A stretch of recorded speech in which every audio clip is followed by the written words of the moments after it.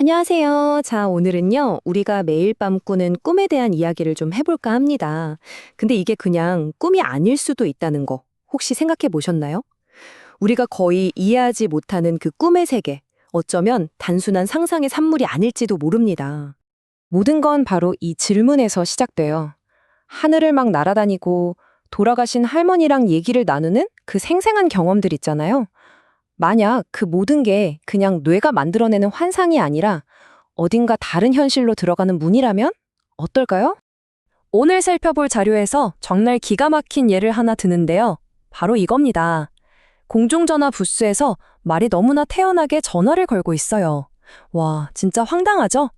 바로 이 지점에서 현실과 꿈의 차이가 확 드러나는 거죠. 현실에서 저런 걸 봤다면 우리 뇌가 막 경고등을 켤 거예요. 이게 뭐야? 말도 안 돼! 하면서요. 그쵸? 근데 꿈속에서는 논리가 아니라 감정이 먼저예요. 이상하다는 생각 대신에 와, 저 말 진짜 잘생겼다 하고 그냥 자연스럽게 받아들인다는 거죠.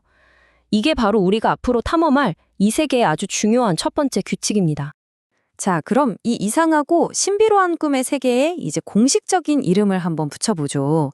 첫 번째 섹션에서는 아스트랄 계란계 도대체 뭔지, 그리고 이게 어떻게 현실과 또 다른 차원을 연결하는 다리가 되는지 한번 알아볼게요. 그러니까요, 우리가 매일 밤마다 찾아가는 이 기묘하면서도 이상하게 익숙한 세계. 대체 정체가 뭘까요? 옛날 신비주의자들부터 요즘 이론가들까지 수많은 사람들이 이 세계를 파고들었거든요. 그 사람들이 내린 정의가 뭔지 한번 보시죠. 소스 자료에 따르면 아스트랄계는 바로 이런 곳입니다.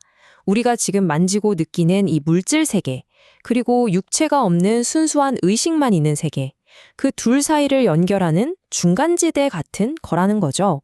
뭐랄까, 현실과 영혼이 만나는 교차로 같은 느낌이네요. 이 표를 보면 두 세계의 차이가 한눈에 들어오죠. 우리가 깨어있는 이 물질계는 물리법칙에 따라 딱딱 맞아떨어지고 예측이 가능하잖아요. 근데 꿈속에서 가는 아스트랄계는 달라요. 내 생각과 감정에 따라서 모습이 막 바뀌는 아주 유동적이고 상징적인 공간이라는 거죠.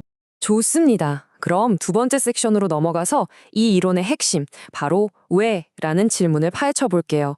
대체 왜 우리는 이 아스트랄계라는 곳을 가는 걸까요? 어쩌면 우리의 꿈이 미래를 위한 일종의 훈련일 수도 있습니다. 자료에 나오는 벤이라는 이론가가 아주 흥미로운 주장을 하는데요. 우리가 꾸는 꿈, 즉 아스트랄계로 떠나는 이 여행이 그냥 아무 의미 없는 게 아니라 분명한 목적이 있는 훈련이라는 거예요. 그럼 대체 뭘 위한 훈련이냐? 벤에 따르면 목적은 크게 두 가지입니다. 첫째는 우리 의식이 이 인간계를 넘어서 다음 단계로 진화하도록 돕는 거고요. 둘째는 우리가 죽음을 맞이했을 때 겪게 될 그 세계에 미리 적응하도록 예행 연습을 시켜준다는 겁니다. 좀 놀랍죠? 그리고 이 진화라는 게 한 번에 뿅 하고 이뤄지는 게 아니에요.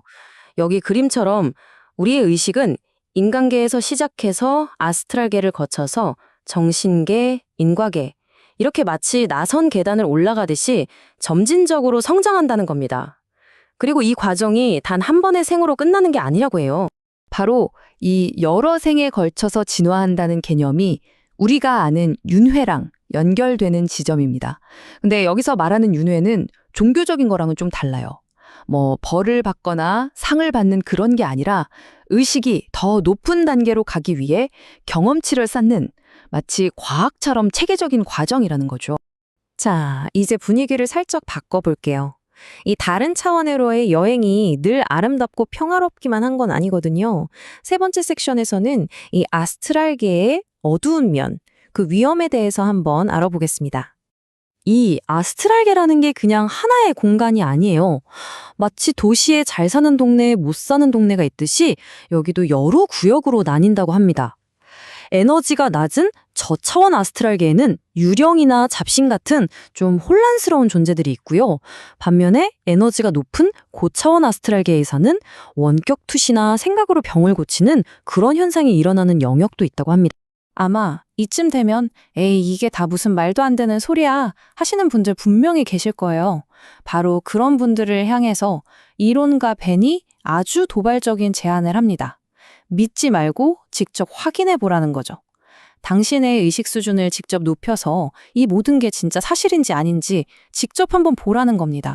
하지만 그럼 나도 한번 해볼까 하고 무작정 뛰어들면 절대 안 됩니다. 배는 스스로 이 세계를 탐험하려는 사람들에게 아주 중요하면서도 솔직히 좀 섬뜩한 경고를 남겨요. 그 경고가 바로 이겁니다. 아무런 보호 없이 아스트랄계를 여행하는 건 눈을 가린 채 깡패 속으로 들어가는 것과 같다. 와, 비유가 정말 소름 돋지 않나요? 우리가 그 세계에 갔을 때 그곳에 있는 모든 존재들이 우리에게 친절하지는 않다는 걸 꼭 기억해야 한다는 뜻이겠죠. 그럼 어쩌라는 걸까요?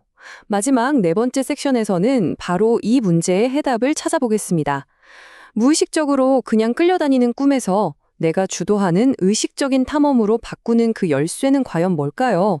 이런 질문이 당연히 생기죠. 아니, 거기가 그렇게 위험하면 그냥 평생 아무것도 모르고 꿈만 꾸면서 살아야 하나?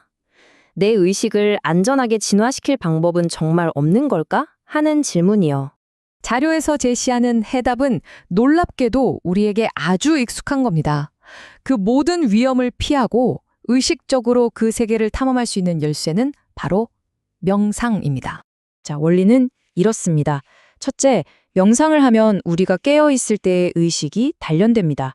둘째, 이렇게 단련된 의식은 무의식 세계와의 사이에 다리를 놓기 시작하죠. 그리고 이 연결이 충분히 강해지면 마침내 꿈속에서 이거 꿈이구나 하고 알아차리는 자각몽을 경험하게 된다는 겁니다. 바로 이 자각몽이 우리가 아스트랄계의 승객이 아니라 조종사가 되는 그 첫걸음인 셈이죠.